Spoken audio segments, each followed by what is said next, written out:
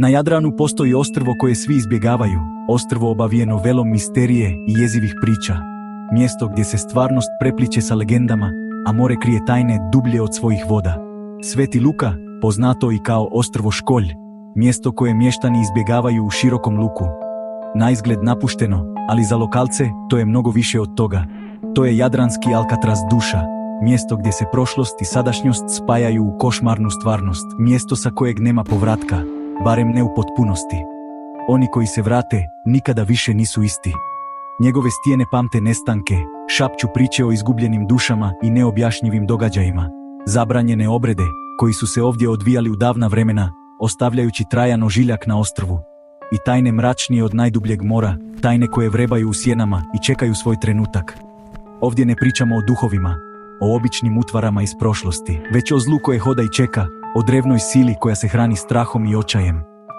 Sve počinje nestancima, nizom misterioznih iščeznuća koji su obilježili istoriju ovog ostrva.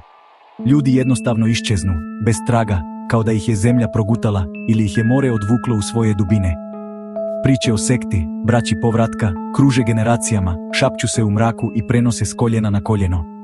Njihovi rituali prizivaju nešto drevno i gladno, nešto što ne pripada ovom svijetu. Svaki kamen je oltar, natopljen krvlju i strahom. Svaka uvala potencijalna grobnica, mjesto gdje se završavaju životi i rađaju legende. Lokalci okreću glavu, ne žele ni da čuju za to ostrvo, a kamoli da kroče na njega. Radoznalost ovdje znači smrt, opasna igra sa silama koje ne razumijemo. Misterija ostrva nije samo folklor, to je stvarnost, uklesana u kamenu i zapisana u starim knjigama. Zapisana je u policijskim dosjejima i zaboravljenim izvještajima, koji svjedoče o neobjašnjivim događajima. Svaki pokušaj otkrivanja tajne završava tragedijom, ostavljajući za sobom samo još više pitanja i straha. Ostrvo guta one koji mu priđu preblizu, uvlači ih u svoj mračni zagrljaj i nikada ih ne pušta. Ovo je priča o nestalima, o onima koji su se usudili da pređu granicu i platili cijenu.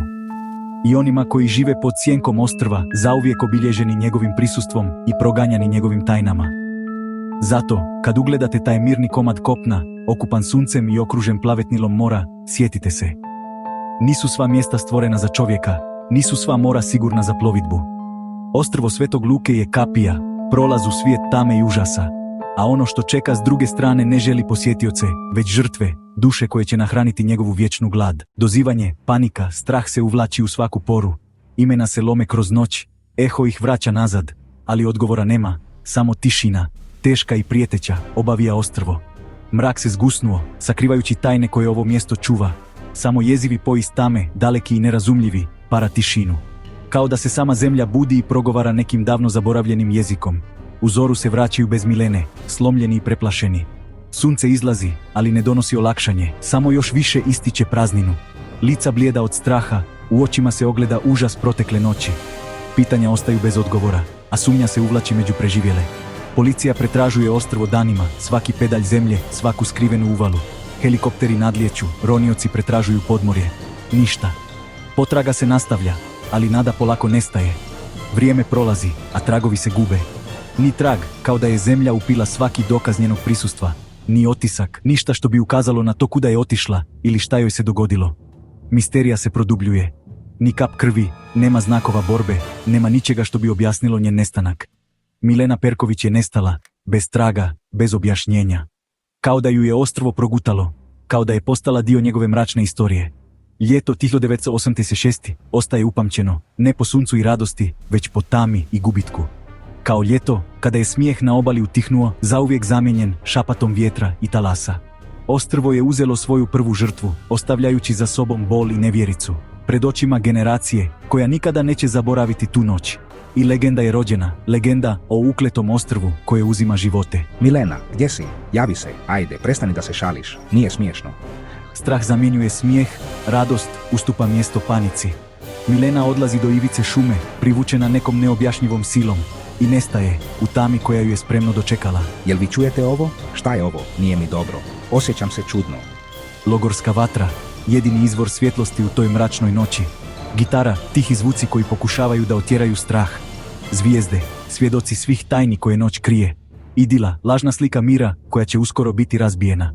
Ali noć donosi promjenu, neizbježnu i sudbonosnu.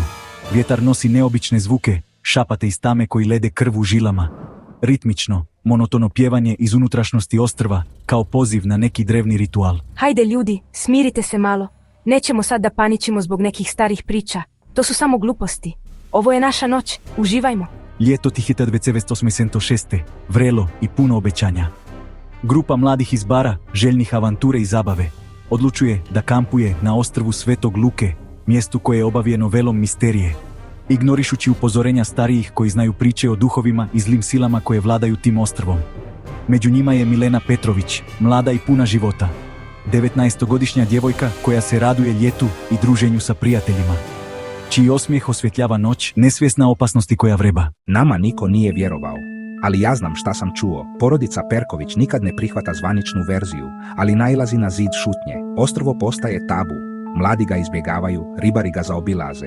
Milenin nestanak postaje opomena. Legenda koja se šapuće novim generacijama. Prava istina živi u tami, čekajući sljedeću žrtvu. Stari ribar tvrdi da je te noći vidio baklje i čuo pjevanje koje nije bilo ljudsko. Policija ga ignoriše. Strah je jači od istine. Kad mjesec nema svjetla, tada oni pjevaju i tada neko nestane. Istraga o Mileninim nestanku traje mjesecima, ali bez rezultata. Svi svjedoci spominju jezivo pjevanje, ali niko ne zna objasniti šta su čuli.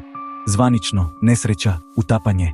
Tijelo nikad nije pronađeno, ali lokalci šapuću o braći povratka i ritualima pod mladim mjesecom. Istina je ono što mi kažemo. Naša je riječ zakon, a naša vizija budućnost.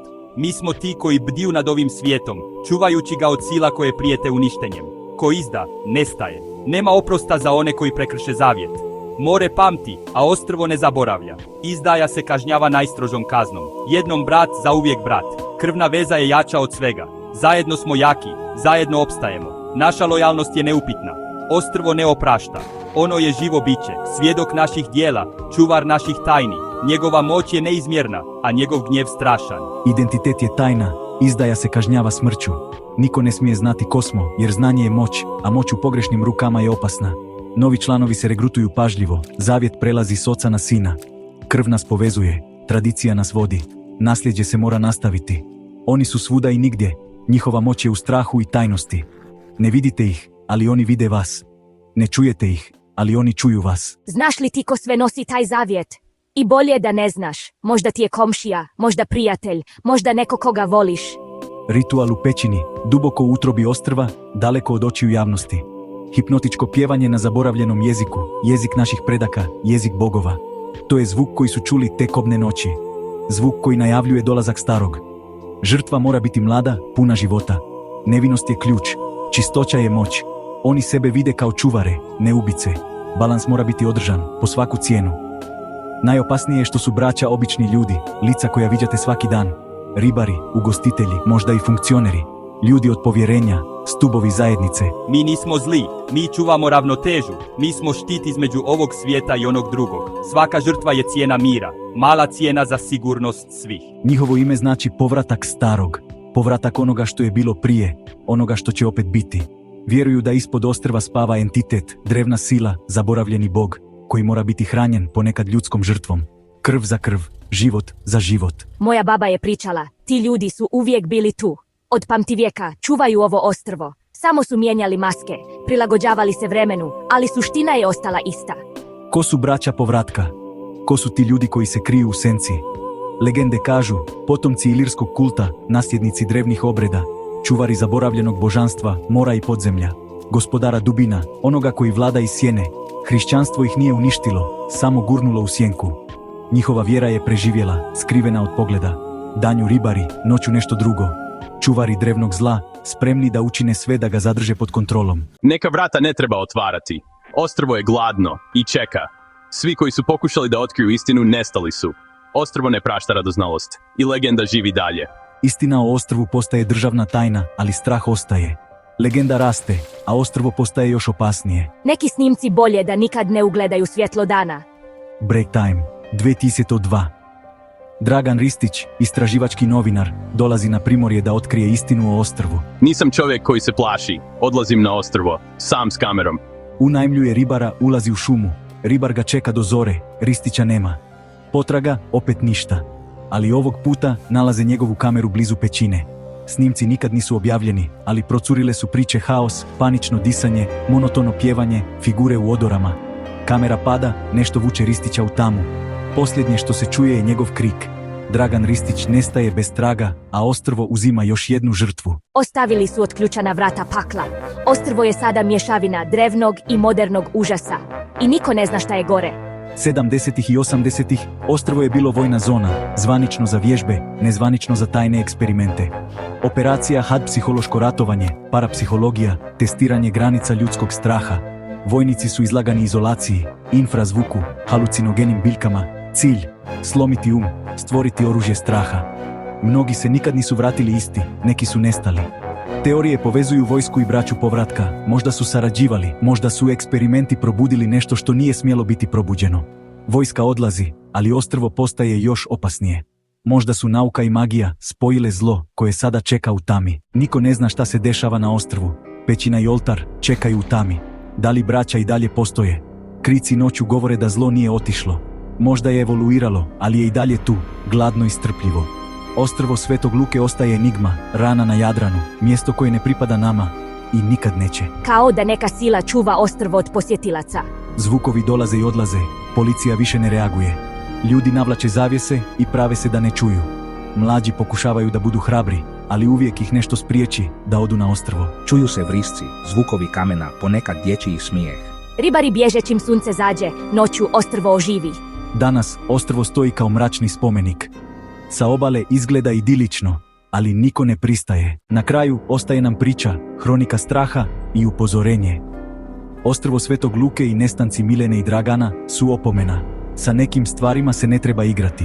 Ovo nije samo priča o jednom ostrvu, već o svim mjestima koja čuvaju svoje tajne. Neka mjesta nisu napuštena, ona su ostavljena na miru. Moramo poštovati granice, jer radoznalost može biti pogubna. Kada vam lokalci kažu da ne idete negdje, poslušajte ih. Neka vrata su zatvorena s razlogom. Najbolje je da tako i ostane. Zauvijek. Zapratite nas za još priča.